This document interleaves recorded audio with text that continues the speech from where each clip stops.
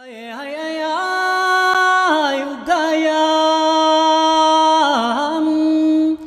Galayaman Ugayam galayaman Hanakan nandat dato Taim kanigan ganason Di kultura ang dilubong ugayam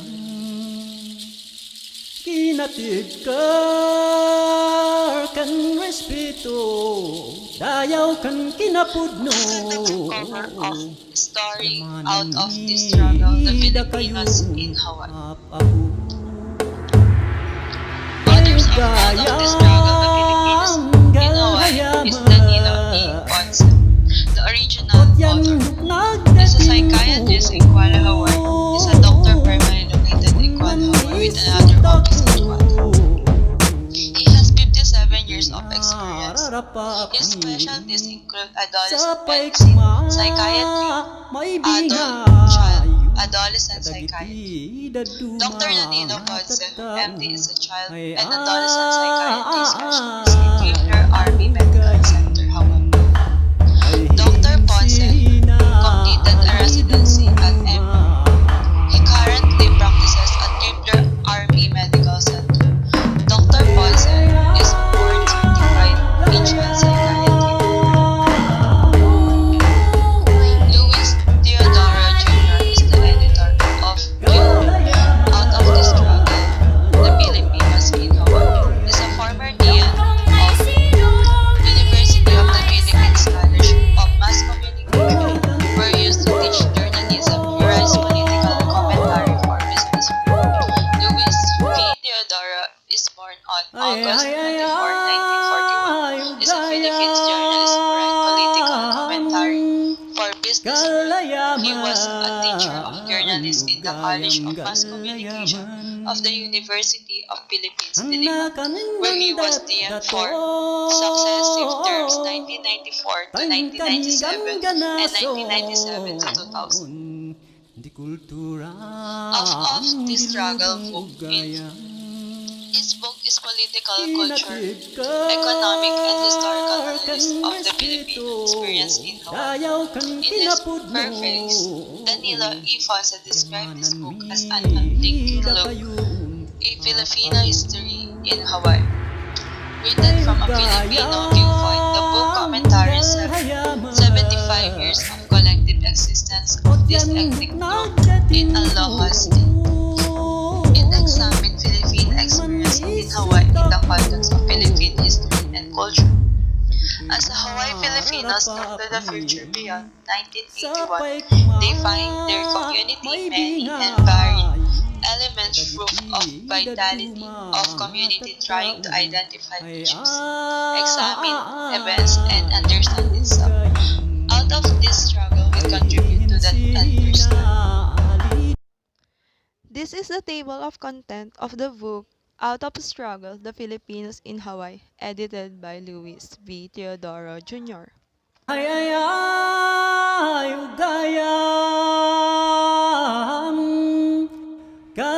Before we start to the book review, I will give you information how many Filipinos go to Hawaii to work as a foreigner. Taim kanigan ganason Di kultura In 1907, 150 Filipinos arrived in Hawaii. In 1911, 300 Filipinos. In 1919, 10,354 Filipinos, begging up 2.9%. And in 1913, it became various ethnic groups. There are many reasons why HPSP preferred Filipino laborer, because Filipino laborer is paid on lowest wage than other ethnic groups. The HPSA thought since they exposed for sugar growing in the Philippines that they suitable for the job, because the Japanese appreciated the Filipinos as a submissive, docile, and uneducated people. So let's go to the chapter 1 of the book Out of Struggle. In chapter 1, you will read about the overview of the Philippines. The Filipino story began in Southern Asia, in those islands known as the Philippines. These communities, barangay, were separate entities often maintaining only informal contact with one another. The barangay were a very common form of social organization. The limit of the Spanish power. The Igorots of Caldera similarly defined sporadic Spanish military and missionary efforts. By the end of 70s, most of the lowland Filipino, except those in Mindanao, has been converted to Roman Catholicism. The Spaniard also established a centralized political organization, linking the earliest self-sufficient barangay to the center in Manila. Taim kanigan ganaso The first base commonly known as the di Papagat kultura movement ang roughly dilubong gaya 1890. They criticized the pinatikar kan respeto dayaw kan kinapudno economic power of the yamanan fierce mi da kayo The second phase from August 1896 to kayo gaya galhayaman December Bonifacio and Otyan nagdatimpo man isutak as opposed to the Ilustrado mentioned above. Nagito'y nga The third phase, 1898 to Sapay 1902, is a complex period of heightened participation from three groups. One, the American, who again although thought to be his alliance, occupied the Philippines by force. Two, the revolutionary leader who recognized the area under the revolutionary government, found the American and controlled dissatisfied peasant revolutionaries. And three, the peasant revolutionaries who fought the American embassy and changed the enemy's leader of the recognized revolutionary government. The fourth and final phase, from 1903 to 1907, cover mostly the activities of the Sakay and other who completed the resistance against the American overwhelming odds. On the other hand, independence is a different thing to the peasant. Chapter 2, Great Expectation, the Plantation System in Hawaii. When the first Filipino workers arrived in 1906, the plantation was already firm, entrenched as the center of the main economic activity in Hawaii. Hawaii is an island community of immigrants. Even the Hawaiians migrated to this island from Western Polynesia. Captain Cook arrived in 1778, precipitated the collapse of the Fragile Island civilization. Whole influence and plantation development. By 1840, a constitution was adopted and the foreigners succeed in gaining greater control over the Hawaiian kingdom. Papers of Hawaiian Historical Society number 21, 1940. The regulation of control of land follow. The recognition of government.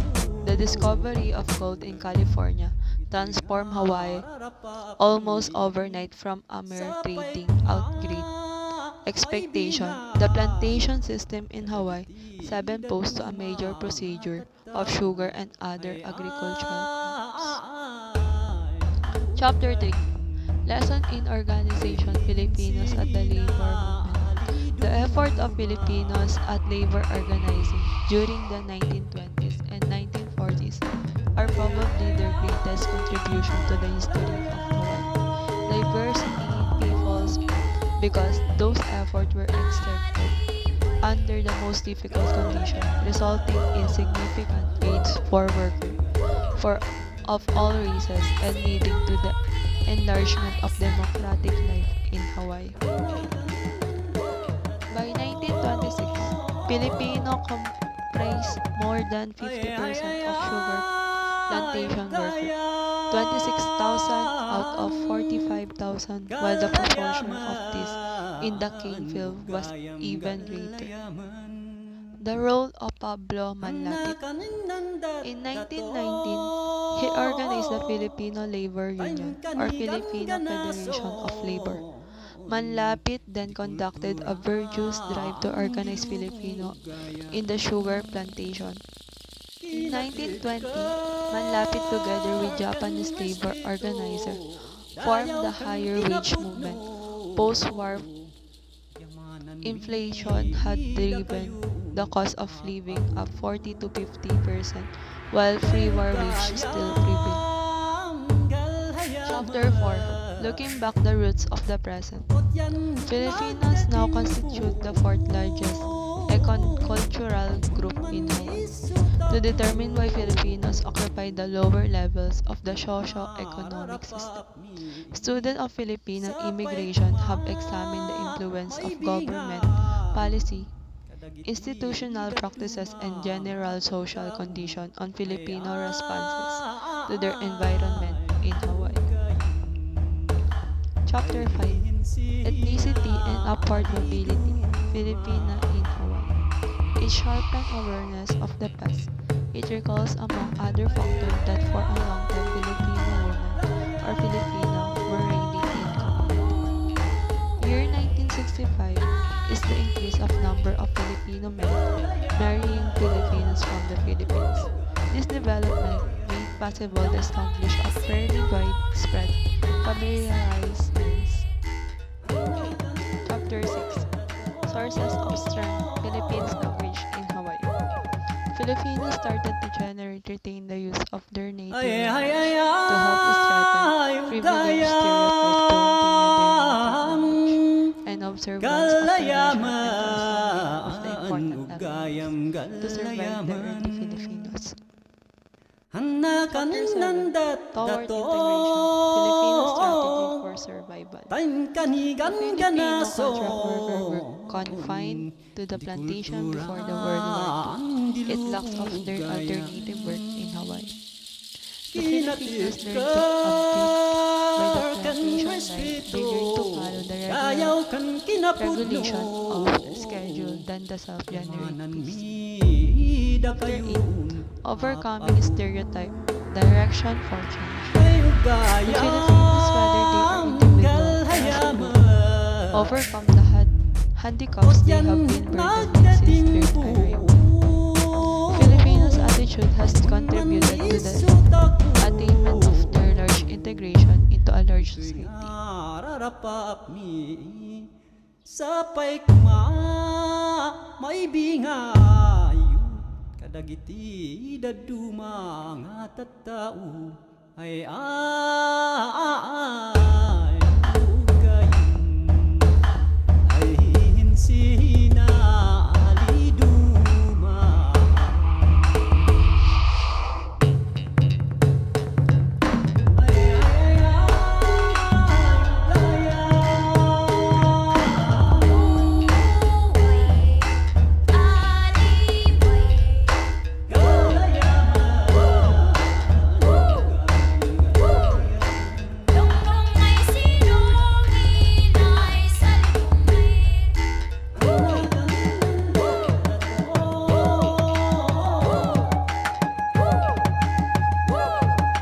Nagapo kami isnan lang ato ay piling. Giling ka munyan ay adun maapig. Tubig, yagapoy mun papig sa sipugaw. Tawadan ipigsan, di man sulibaw. Montanyo sa Benguet, Ifugao. Lingga, Abra, Bagyo, Apayaw. Esay mangibugaw. Esay mangibugaw.